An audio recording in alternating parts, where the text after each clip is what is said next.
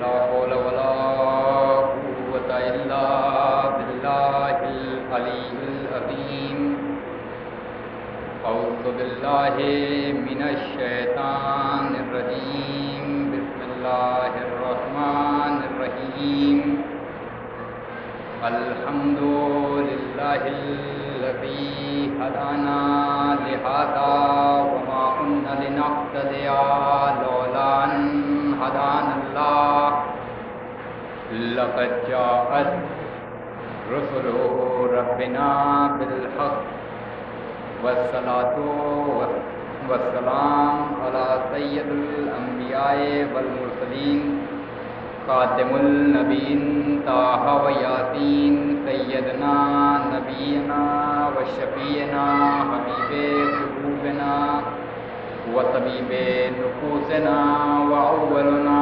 وأوسطنا وآخرنا وكلنا مولانا ومولى الثقلين جد الحسن والحسين بالقاسم محمد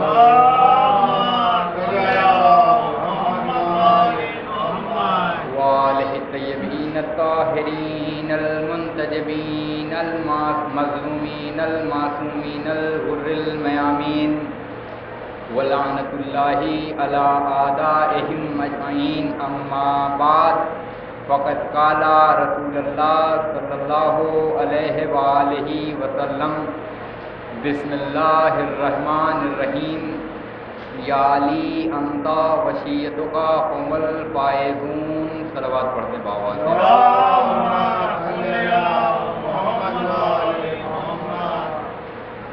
حضرات گرامی قدر ماتم داران غازی الفضل عباس موالیان حیدر کرار دعائے زہرا تمنا زہرا غازی کا پرچم اٹھانے والوں حسین کا ماتم کرنے والوں اور میرے مولا کے چاہنے والوں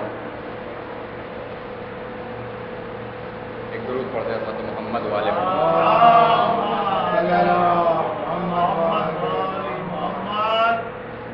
ظاہر سی بات ہے عزیزان گرامی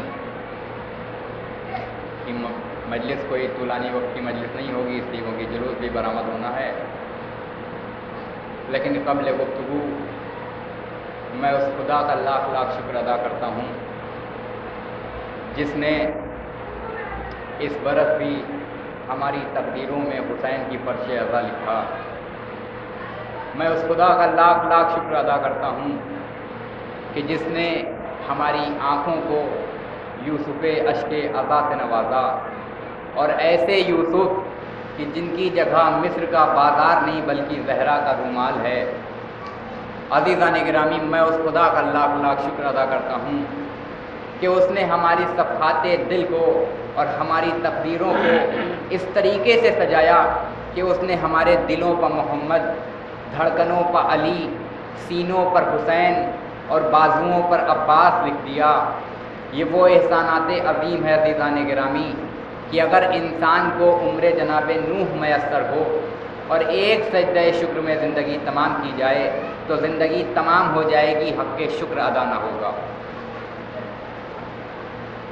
یہی وجہ ہے عزیزان گرامی کہ یہ قوم، یہ علی کے چاہنے والے، یہ حسین کے غلام 1400 سالوں سے صراط مستقیم پر محو سفر رہے، نہ گمراہ ہوئے اور نہ بے راہ ہوئے۔ اور یوں بھی عزیزان گرامی گمراہی اور بے راہی ان قوموں کا مقدر ہے جو بے وارث ہوں، لیکن جن کا آقا و وارث پردہ غیب میں موجود ہو وہ قومیں گمراہ نہیں ہوا کرتی۔ ایک درود پڑھتے ہیں عظمت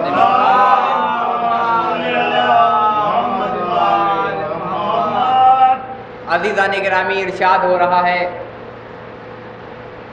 کہ یا علی انتا وشیتوں کا ہم الفائزون، اے علی آپ کامیاب ہیں اور آپ کے شیعہ کامیاب ہیں۔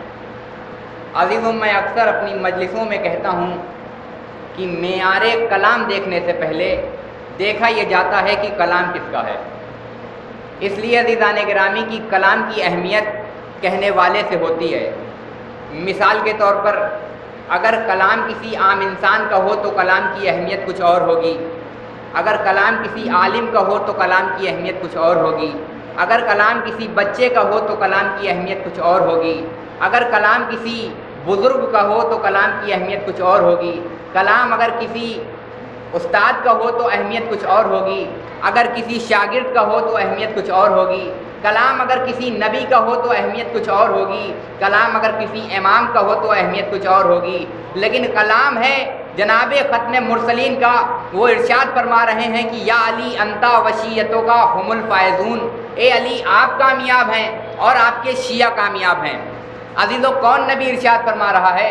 وہ نبی ارشاد فرما رہا ہے کہ جو طٰہٰ بھی ہے، جو یاسین بھی ہے، جو مدثر بھی ہے، جو مزمل بھی ہے، جس نے عرب کے بدوؤں کو مسلمان بنایا، جس نے عرب کے بدوؤں کو مسلمان بنایا، آدمی کو انسان بنایا، انسان کو مسلمان بنایا، مسلمان کو صاحب ایمان بنایا، اور صاحب ایمان کو سلمان کی منزلوں پر فائز کر دیا، اس نبی نے ارشاد فرمایا یا علی انتا وشیتوں کا ہم الفائزون، اے علی آپ کامیاب ہیں اور آپ کے شیعہ کامیاب ہیں، آپ کامیاب ہیں اور آپ کے شیعہ کامیاب ہیں۔ اب عزیزوں علی کیوں کامیاب ہیں؟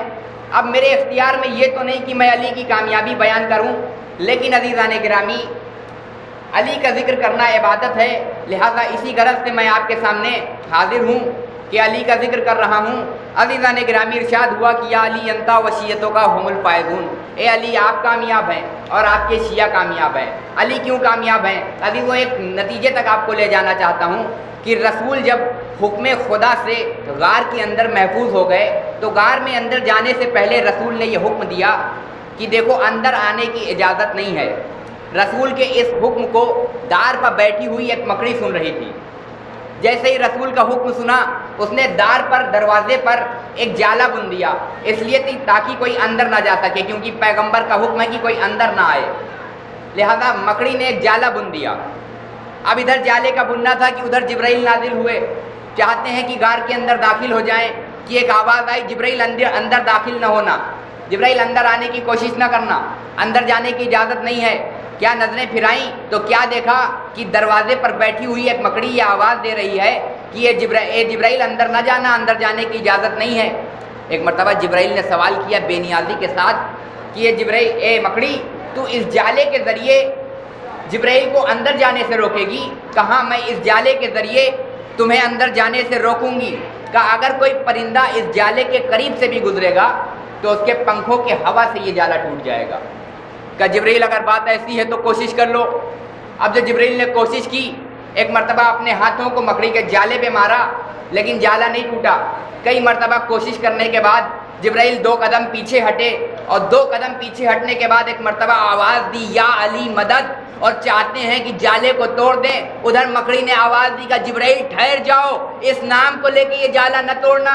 کا وجہ کیا ہے؟ علی میرا استاد ہے، میں بھلا علی کا نام کیوں نہ لوں؟ کہ اسی نام کو لے کر تو میں نے اس جالے کی بنیاد رکھی ہے، لہذا اگر اس نام کو لے کر جالا توڑے گا تو ٹوٹ جائے گا۔ ایک درود پڑھ دیں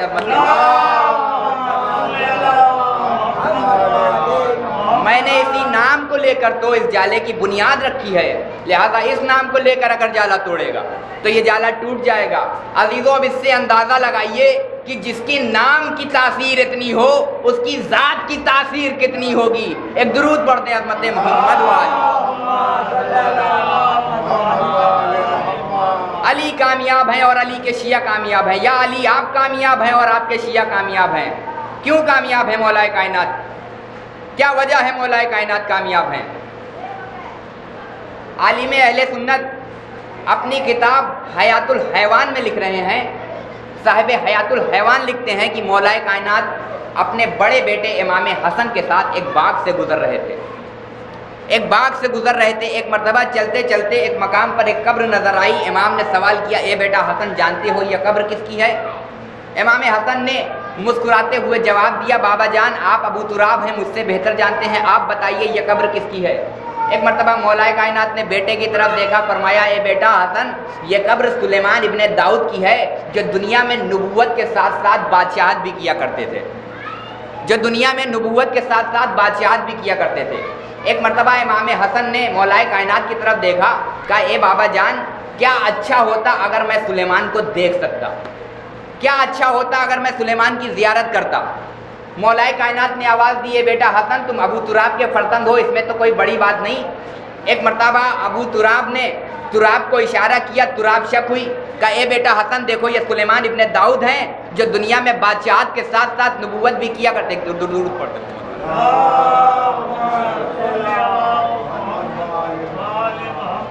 قبر شک ہوئی۔ ایک مرتبہ امام حسن سے فرمایا اے بیٹا حسن دیکھو یہ سلیمان ابن داؤد ہیں جو دنیا میں بادشاہت کے ساتھ ساتھ نبوت بھی کیا کرتے تھے۔ ایک مرتبہ امام حسن نے سلیمان ابن داؤد کی طرف دیکھا، زیارت کرنے کے بعد بتایا، کہا اے بابا جان کیا اچھا ہوتا اگر سلیمان سے تھوڑی سی گفتگو بھی ہو جاتی، بابا جان کیا اچھا ہوتا اگر سلیمان سے تھوڑی سی بات چیت ہو جاتی۔ عزیزان گرامی امام عالی مقام نے آواز دیے بیٹا حسن اس میں بھی کوئی بڑی بات نہیں۔ ایک مرتبہ جیب سے انگوٹھی نکالی، یہ وہی انگوٹھی ہے عزیزان گرامی جو سلیمان پہن کر چرند پرند پر حکومت کیا کرتے تھے۔ جیب سے انگوٹھی نکالی، سلیمان کی انگلیوں میں ڈالی اور سلیمان گویا ہو گئے۔ کہا اے بیٹا حسن گفتگو کرو، چلو بات کر لو۔ ایک مرتبہ امام حسن گفتگو کرنے لگے۔ امام حسن علیہ السلام گفتگو کرتے کرتے کرتے کرتے ایک منزل پر آنے کے بعد خاموش ہو گئے اور آواز دی اے بابا جان میں گفتگو کر چکا۔ ادھر جیسے ہی مولائے کائنات نے امام حسن کی بات کو سنا، آگے بڑھے، سلیمان کی انگلیوں سے اس انگوٹھی کو نکالا اور سلیمان مردہ کے مردہ، اور خدا جانتا ہے اس واقعے کو پڑھنے کے بعد نبوت اور امامت میں ایک فرق سمجھ میں آ گیا۔ عزیزو عیسیٰ اس نبی کو کہتے ہیں جو نبی ہونے کے بعد مردہ امت کو زندہ کیا کرتے ہیں، علی اس امام کو کہتے ہیں جو امام ہونے کے بعد مردہ نبی کو زندہ کیا کرتے ہیں۔ ایک درود پڑھتے ہیں عظمت محمد۔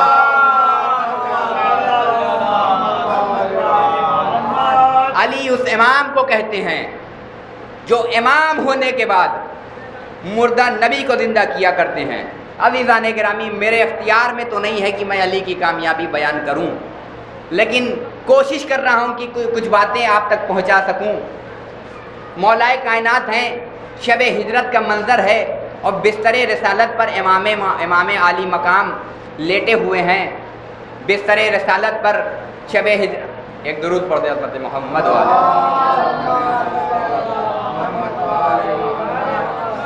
شب ہجرت مولائے کائنات بستر رسالت پر ہیں، بستر رسالت پر سوئے ہوئے ہیں اور اس طریقے سے سوئے ہوئے ہیں کہ نہ کوئی خوف ہے، نہ کوئی رنج ہے، نہ وسوسہ ہے، نہ کوئی ڈر ہے، جبکہ باہر 40 قبیلوں کے سردار ہتھیاروں کے ساتھ کھڑے ہوئے ہیں اور امام عالی مقام ہے کہ سکون کی چادر اوڑھے ہوئے اطمینان کے بستر پر سوئے ہوئے ہیں۔ شب ہجرت جیسے ہی مولائے کائنات کو بستر رسالت پر اس اطمینان کے ساتھ سوتے ہوئے حروف تعجی نے دیکھا۔ حروف تعجی نے کہا ہم علی کی مدح کرنا چاہتے ہیں، ہم علی کا قصیدہ پڑھنا چاہتے ہیں، ہم علی کی تعریف کرنا چاہتے ہیں۔ ہم نے کہا تم تو حروف ہو، تم میں تو بولنے کی صلاحیت نہیں ہے، تم کب سے بولنے لگے؟ ایک مرتبہ حروف تعجی نے آواز دی، کہا دیکھو یہ مسئلہ علی کا ہے، جو مسئلہ علی کا ہوتا ہے تو خون بولتا ہے، ہم تو حروف ہیں۔ جب مسئلہ علی کا ہوتا ہے تو خون بولتا ہے، ہم تو حروف ہیں۔ ایک مرتبہ آواز دی تم بھی علی کی مدح کرنا چاہتے ہو تو آؤ تم بھی علی کی مدح کرو۔ ایک مرتبہ حروف تعجی آگے بڑھے، آگے بڑھنے کے بعد آواز دیتے ہیں۔ ایک مرتبہ الف نے آگے بڑھ کے کہا اسد اللہ سو رہا ہے، بے نے آگے بڑھ کے کہا باب العلم سو رہا ہے، تے نے کہا تخت و تاج کو ٹھوکر میں رکھنے والا سو رہا ہے، سے نے کہا ثابت قدم مولا سو رہا ہے، جیم نے کہا جبر و تشدد کو مٹانے والا سو رہا ہے، ہے نے کہا حافظ قرآن سو رہا ہے، خے نے کہا خیبر کشا سو رہا ہے، دال نے کہا درجات کی بلندی سو رہا ہے، زال نے کہا زائب ذوالفقار سو رہا ہے، سین نے کہا ساقی کوثر سو رہا ہے، شین نے کہا شجاعت کا پیکر سو رہا ہے، واو نے کہا وارث قرآن سو رہا ہے، یہ نے کہا یاور اسلام سو رہا ہے، کافروں نے کہا محمد سو رہے ہیں، محمد نے کہا علی سو رہے ہیں، نصیریوں نے کہا ہمارا پروردگار سو رہا ہے۔ جبکہ میرے مولا نے بستر پہ سو کے بتایا کہ دیکھو بندہ ہوں خدا نہیں ہوں، عبادات کر کے بتائی کہ دیکھو بندہ ہوں خدا نہیں ہوں۔ سورج کو پلٹانے کے بعد امام علی مقام نے سجدہ کر کے بتایا کہ دیکھو بندہ ہوں خدا نہیں ہوں۔ ہاں وہ الگ بات ہے کہ مظہر عجائب ہوں، عجائبات کا مظہر ہوں میں۔ امام علی مقام بستر رسالت پر سوئے ہوئے ہیں، کافروں نے سمجھا محمد، نصیریوں نے سمجھا خدا سو رہا ہے، نصیریوں نے کہا ہمارا خدا سو رہا ہے، کافروں نے کہا محمد سو رہے ہیں۔ اب آپ ایمانداری سے بتائیے کہ کافروں نے کیا علی کو صحیح سمجھا؟ کافروں نے سمجھا محمد۔ کیا نصیریوں نے سمجھا؟ نصیریوں نے کہا خدا۔ کافروں نے سمجھا محمد، نصیریوں نے سمجھا خدا۔ کافروں نے سمجھا محمد، نصیریوں نے سمجھا خدا۔ کافروں نے سمجھا محمد، نصیریوں نے سمجھا خدا۔ اب عزیزوں مجھے یہ کہنے کا حق ہے کہ یا علی قربان تیری عظمتوں کے، یا علی قربان تیری فضیلتوں کے، کہ تجھے غلط سمجھنے والوں نے بھی یا تو محمد سمجھا یا تو خدا سمجھا۔ ایک درود پڑھتے ہیں عظمت محمد۔ تجھے غلط سمجھنے والوں نے بھی یا تو محمد سمجھا یا تو خدا سمجھا، جبکہ میرے مولا نے بارہا بتایا کہ دیکھ میں بندہ ہوں، خدا نہیں ہوں۔ اور اس سے بہتر کامیابی کی دلیل آپ کو کیا نظر آئے گی عزیزان گرامی؟ اس سے بہتر کامیابی کی کون سی نظیر آپ کو مولا کائنات کے حیات میں ملے گی؟ اسی لیے رسول اللہ کو یہ کہنا پڑ گیا کہ یا علی انتا وشیتوں کا ہم الفائزون، اے علی آپ کامیاب ہیں اور آپ کے شیعہ کامیاب ہیں۔ عزیزان گرامی، مولا کائنات کی کامیابی تو میں نے آپ کے سامنے جتنا میرے لیے ممکن تھا میں نے کوشش کی کہ پیش کروں، لیکن حدیث کا دوسرا پہلو ہے کہ آپ کے شیعہ کامیاب ہیں۔ عزیزوں یہ شیعہ کیوں کامیاب ہیں؟ یہ رسول شیعوں کی کامیابی کا تذکرہ کیوں کر رہے ہیں؟ تو میں نے ایک مثال سے واضح کرنے کی کوشش کی ہے کہ میں نے کسی سے یہ سوال کیا کہ یہ بتاؤ تم نے حسین کی مجلس پہلی بار کب کیا؟ تم نے حسین کا ذکر پہلی بار کب سنا؟ تم نے عباس کا ماتم پہلی بار کب کیا؟ کہ صاحب ہمیں معلوم نہیں کہ ہم نے حسین کی مجلس پہلی بار کب کی، ہمیں یہ معلوم نہیں کہ ہم نے حسین کا ذکر پہلی بار کب سنا۔ ہم نے کہا جاؤ والدین سے پوچھ کے آؤ۔ اب والدین کے پاس آئے، کہا مادر گرامی یہ بتائیے ہم نے حسین کی مجلس پہلی بار کب کی، ہم نے حسین کا ذکر پہلی بار کب سنا؟ ایک مرتبہ مادر گرامی نے آواز دی، کہا اے بیٹا جب تمہاری ولادت ہوئی اور تم چند روز کے تھے، پڑوس میں ایک جگہ مجلس تھی، ہم تمہیں مجلس میں لے کے گئے، ہم تمہیں مجلس میں لے کر گئے، تم نے پہلی بار حسین کا ذکر وہاں دیکھا، تم نے پہلی بار عباس کا ماتم وہاں دیکھا، تم نے علی کا ذکر پہلی بار وہاں سنا۔ اب عزیزان گرامی، ماں نے بچے کو یہ بتایا کہ بیٹا جب تمہاری ولادت ہوئی تو تم نے بولنا بعد میں سیکھا، عباس کا ماتم پہلے سیکھا۔ یا الفاظوں کو پلٹ کے یوں کہہ دوں کہ ہمیں ماتم سکھایا نہیں جاتا کیونکہ والدین سے ورثے میں مل جاتا ہے، اور جو چیز والدین سے ورثے میں مل جاتی ہے عزیزوں وہ چیز ہمیں سیکھنے کی ضرورت نہیں پڑتی۔ لہذا ماں نے بچے کو یہ بتایا کہ بیٹا تم نے بولنا بعد میں سیکھا، عباس کا ماتم پہلے سیکھا۔ یا الفاظوں کو پلٹ کے یوں کہہ دوں کہ اپنے بچوں کو سکھاتے نہیں ماتم ہم لوگ، نام عباس کا ہاتھوں کو اٹھا دیتا ہے، اور اتنی دولت ہی کہاں تیرے خزانے میں یزید جتنی ایک شہ کا آزادار لٹا دیتا ہے۔ ایک درود پڑھیں عظمت محمد والے، ایک درود پڑھیں عظمت محمد والے۔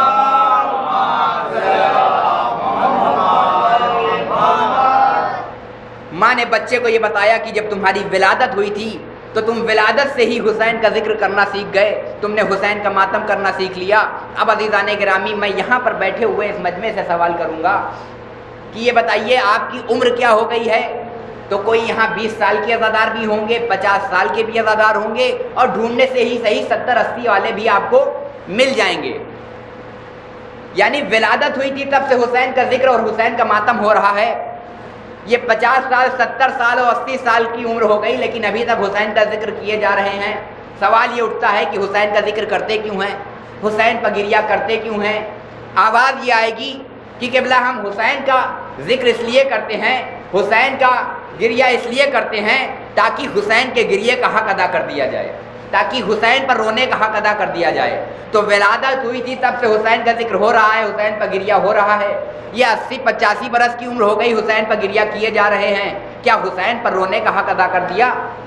آواز یہ آئے گی کہ ہم اگر روتے روتے ماتم کرتے کرتے موت کے دہانے میں بھی چلے جائیں تو ہم حسین کے گریہ کا حق ادا نہیں کر سکتے۔ ہم نے کہا اچھا اگر جب حسین کے گریہ کا حق ادا نہیں کر سکتے تو حسین کی مجلسوں میں آتے کیوں ہو، حسین پر گریہ کرتے کیوں ہو؟ تو آواز یہ آئے گی کہ قبلہ آپ انبیاء کی تاریخ اٹھائیے۔ ہم نے انبیاء کی تاریخ اٹھائی، ہم نے کہا آدم کا نہیں آگے بڑھیے، ہم نے کہا نوح کا نہیں آگے بڑھیے، ہم نے کہا یعقوب کا نہیں آگے بڑھیے، ہم نے کہا یونس کا نہیں آگے بڑھیے، ہم نے کہا یوسف کہاں، بس ٹھہر جائیے۔ جب یوسف کو میدان مصر میں لایا گیا بیچنے کے لیے، اور یہاں تک کہ بادشاہ مصر تک یوسف کو خریدنے کے لیے بازار مصر میں آ گیا، لیکن یوسف کو خرید نہ سکا، تو پھر ایک ضعیفہ اپنے دامن میں چند درہم و دینار لیے ہوئے، چند سونا چاندی لیے ہوئے، چند اشرفیاں لیے ہوئے بازار مصر کی طرف آگے بڑھی تاکہ یوسف کو خریدا جا سکے۔ لیکن نوجوان نے ایک پیچھے سے ہاتھ رکھا کاندھے پر اور یہ سوال کیا، اے ضعیفہ تو کہاں جا رہی ہے؟ کہا میں بازار مصر میں جا رہی ہوں یوسف کو خریدنے کے لیے۔ کہا تجھے معلوم نہیں بادشاہ مصر تک بازار مصر میں آ گیا، یوسف کو خرید نہ سکا، تو تیری کیا اوقات کی تو یوسف کو خریدے گی؟ کہ دیوانی میں نہیں ہو گئی بلکہ دیوانہ تو ہو گیا ہے۔ میں جانتی ہوں کہ اگر ساری کائنات کی دولت بھی اکٹھا کر لوں تو یوسف کو خرید نہیں سکتی۔ میں یہ سوچ کے جا رہی ہوں کہ کم سے کم خریداروں میں نام تو آئے گا۔ میں کہتا ہوں اے شہید انسانیت، ہم آپ کی مجلسوں میں اس لیے آتے ہیں کہ کم سے کم عزاداروں میں نام تو آئے گا۔ ایک درود پڑھتے ہیں عظمت محمد۔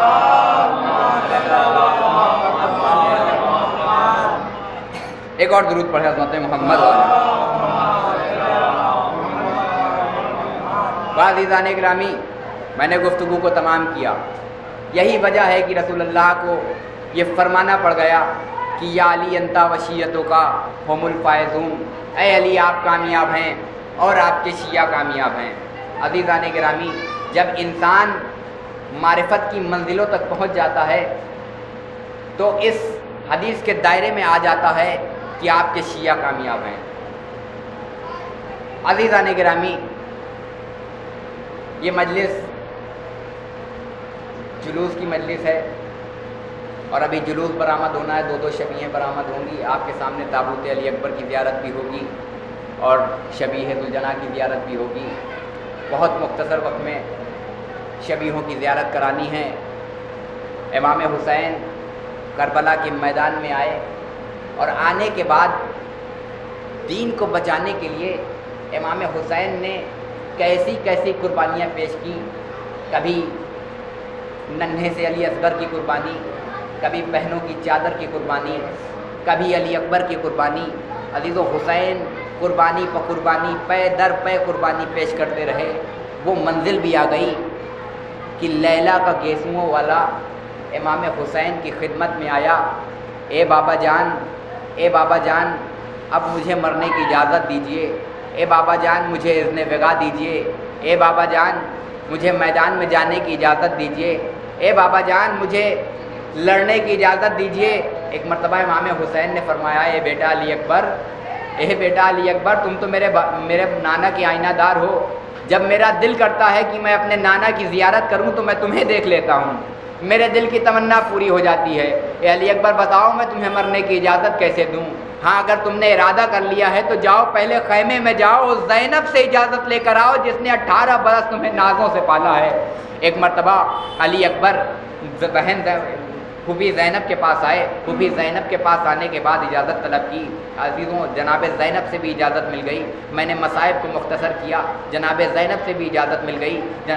اپنی ماں ام لیلہ کے پاس آئے، ام لیلہ کے پاس آنے کے بعد اجازت طلب کی، اجازت ملی۔ ایک مرتبہ واپس پلٹ کے امام حسین کی خدمت میں آئے، کہا مجھے والدہ سے بھی اجازت مل گئی اور پھوپھی سے بھی اجازت مل گئی، اے بابا جان اب مجھے مرنے کی اجازت دے دیجئے، اے بابا جان مجھے اب میدان میں جانے کی اجازت دے دیجئے۔ عزیزان والا، ایک مرتبہ امام حسین نے علی اکبر کو ودا کیا اور کہا جاؤ علی اکبر خدا حافظ، میں نے اجازت دی۔ ایک مرتبہ علی اکبر میدان کی طرف چلے۔ ابھی عزیزوں علی اکبر اپنے گھوڑے پر سوار ہو کر میدان کی طرف کچھ قدم چلے تھے کہ ایک آہٹ محسوس کی، ایسا لگ رہا تھا جیسے پیچھے سے کوئی چلا آ رہا ہو۔ اب جو پلٹ کے دیکھا تو کیا دیکھا کہ جیسے جیسے علی اکبر کا گھوڑا آگے بڑھ رہا ہے ویسے ویسے امام حسین علی اکبر کے پیچھے پیچھے چلے آ رہے ہیں۔ ایک مرتبہ گھوڑے گھوڑے سے زمین پر تشریف لائے. تشریف لانے کے بعد بابا کی خدمت میں آئے. بابا آپ تو ہمیں رخصت دے چکے تھے, بابا آپ تو ہمیں الوداع کر چکے تھے, بابا آپ تو ہمیں خدا حافظ کہہ چکے تھے, اب یہ پیچھے پیچھے آنے کا سبب کیا ہے؟ ایک مرتبہ امام حسین نے آواز دی, بیٹا علی اکبر کاش تم صاحب اولاد ہوتے تو تمہیں سمجھ آتا کہ میں پیچھے پیچھے کیوں آ رہا ہوں. ایک مرتبہ علی اکبر نے دوبارہ بابا سے اجازت لی, گھوڑے پر سوار ہو گئے, ایک مرتبہ میدان کی طرف چلے. میدان میں آنے کے بعد جنگ کرنے لگے. عزیزو واقعی تاریخی جنگ کی ہے, لیکن ایک طرف 9 لاکھ کا لشکر ہے, ایک طرف علی اکبر اکیلے, ایک طرف 9 لاکھ کا لشکر, ایک طرف 3 دن کی بھوک اور پیاس. ایک مرتبہ وہ منزل بھی آئی کہ علی اکبر گھوڑے کی پشت پر ڈگمگانے لگے. آواز دی, اے بابا میرا آخری سلام قبول کیجئے. ایک مرتبہ گھوڑے سے گرے. حسین نے جیسے ہی یہ منظر دیکھا دوڑتے ہوئے لیلا کے خیمے میں آئے. اے لیلا دعا کرو میرے اکبر کی خیر ہو, اے لیلا دعا کرو میرے اکبر کی خیر ہو. عزادارو ایک مرتبہ امام حسین نے علی اکبر کا سلام آخر سنا. ایک مرتبہ مقتل کی طرف دوڑے. امام حسین میدان کی طرف اس طریقے سے آئے ہیں عزیزو جیسے کوئی بچہ گھٹنیوں کے بل اپنی والدہ کی گود کی طرف جاتا ہے. عزادارو ایک مرتبہ میدان میں آئے. میدان میں آنے کے بعد ایک مرتبہ آواز دی, اینا اینا علی اکبر, علی اکبر کہاں ہو, اینا اینا علی اکبر, علی اکبر کہاں ہو, علی اکبر نظر نہیں آتے. عزیزو تاریخ لکھتی ہے کہ حسین کربلا کے میدان میں علی اکبر کے جنازے تک کم سے کم 86 مرتبہ گرے ہیں اور اٹھے ہیں, اور اس کے بعد علی اکبر کے جنازے تک پہنچے. کیا دیکھا, علی اکبر کا ایک ہاتھ سینے پہ ہے اور علی اکبر خاک پہ ایڑیاں رگڑ رہے ہیں. ایک مرتبہ سوال کیا, اے بیٹا علی اکبر یہ اپنے ہاتھوں کو سینے پر کیوں رکھے ہو؟ ایک مرتبہ جواب دیا, اے بابا جان سینے میں بہت درد ہے, نیزے کی علی سینے میں ٹوٹ گئی ہے. ایک مرتبہ آواز دی, بابا جان آپ مشکل کشا کے فرزند ہیں, مشکل کشائی کیجئے. ایک مرتبہ امام حسین زمین کربلا پر 2 زانو ہو کے بیٹھ گئے. ایک ہاتھ زمین کربلا پر رکھا اور دوسرے ہاتھ سے نیزے کی عینی کو تھاما اور چاہتے ہیں کہ یا علی مدد کہہ کے نیزے کی عینی کو کھینچ لیں. ایک مرتبہ جیسے ہی کھینچنا چاہا ایک لرزہ آیا. آواز دی, علی اکبر کانپتا کیوں ہے؟ کہ بابا میں نہیں کانپ رہا, زمین کربلا لرز رہی. اے بابا میں نہیں کانپ رہا بلکہ یہ زمین کربلا کانپ رہی ہے. ایک مرتبہ یا علی مدد کہہ کے جیسے ہی امام حسین نے نیزے کی عینی کو کھینچا تو نیزے کی عینی کے ساتھ ساتھ علی اکبر کا خلیل. جزاکم اللہ, خدا آپ کو کسی غم میں ملول نہ کرے سوائے غم آل محمد کے. عزاداروں ایک مرتبہ وہ منزل بھی آ گئی کہ علی اکبر کے جنازے کو امام حسین مقتل تک لائے اور پے در پے امام حسین لاشوں پر لاشیں اٹھاتے رہے. وہ منزل بھی آ گئی کہ امام حسین اب خیمے میں تر و تنہا ہیں. خیمے کے مردوں میں سوائے سید سجاد اور امام حسین کے کوئی باقی نہ رہا.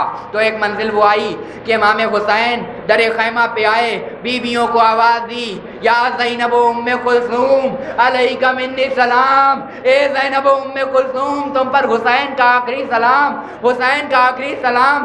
امام حسین نے بیویوں سے رخصت لی اور اس کے بعد میدان کی طرف چلے. عزیزو تاریخ لکھتی ہے کہ حسین در خیمہ سے اس طرح سے چلے ہیں جیسے کسی بھرے گھر سے کسی جوان کی میت نکلتی ہے. عزاداران امام مظلوم کربلا حسین جب کہ چلے بعد دوپہر رن کو, نہ تھا کوئی جو سنبھالے رکاب کوسن کو. ارے سکینہ جھاڑ رہی تھی ابا کے دامن کو, نہ آسرا تھا کوئی شاہ کربلائی کو, فقط بہن نے کیا تھا سوار بھائی کو. عزاداران امام مظلوم کربلا نبی ذوالجناح کی شبی برآمد ہونی ہے. حسین ذوالجناح کی پشت پر سوار ہو گئے اور چاہتے ہیں کہ ذوالجناح کو آگے بڑھائیں, لیکن ذوالجناح آگے بڑھنے کو تیار نہیں. ایک مرتبہ ذوالجناح کے گلے میں اپنی باہوں کو ڈال دیا. اے میرے حسب با وفا, اے میرے نانا کے گھوڑے, اے میرے نانا کے گھوڑے, اے میرے نانا کے گھوڑے, دیکھ یہ آخری زحمت ہے, اب مجھے میدان تک پہنچا دے, اس کے بعد حسین تجھ پر سوار ہونے کے لیے باقی نہ رہے گا. بازاداروں ایک مرتبہ گھوڑے نے اپنے سموں کی طرف اشارہ کیا. امام حسین نے سموں کی طرف دیکھا تو کیا دیکھا کہ 4 برس کی ننھی سی سکینہ ذوالجناح کی سموں سے لپٹی ہوئی فریاد کر رہی ہے, اے میرے بابا کے گھوڑے, میرے بابا کو نہ لے جا, میں صبح سے دیکھ رہی ہوں جو میدان میں جاتا ہے وہ واپس نہیں آتا. عزادارو سکینہ سے بھی رخصت لے لی امام حسین نے. اب گھوڑے کے ساتھ میدان کربلا کی طرف چلے۔ میدان کربلا میں آنے کے بعد تاریخی جنگ کی، ایسی جنگ کی کہ فوج دشمن میمنہ اور میسرہ کی دیواروں سے ٹکرانے لگی۔ ایک منزل وہ آ گئی کہ امام حسین پشت ذوالجناح پر ڈگمگانے لگے۔ ایک مرتبہ آواز دی، ایک مرتبہ امام حسین پشت ذوالجناح پر ڈگمگانے لگے۔ ادھر زینب ٹلہ زینبیہ سے یہ منظر دیکھ رہی تھی۔ ایک مرتبہ آواز دی کہ پیر ہر بار رکابوں سے پھسل جاتے ہیں، یا علی کہتی ہے زینب تو سنبھل جاتے ہیں۔ عزاداروں امام حسین گھوڑے کی پشت سے زمین پر تشریف لا چکے۔ وہ منزل بھی آ چکی کہ امام حسین کی گردن ذبح کر دیا گیا۔ اے سکینہ فضاؤں میں آواز تھی، الا قتل الحسین بکربلا والا ذبح الحسین بکربلا۔ عزاداروں ابھی اسی ذوالجناح کی شبیہ آپ کے سامنے برآمد ہوگی، جی بھر کے زیارت کیجیے گا۔ الا لعنت اللہ علی القوم الظالمین، انا للہ و انا الیہ راجعون۔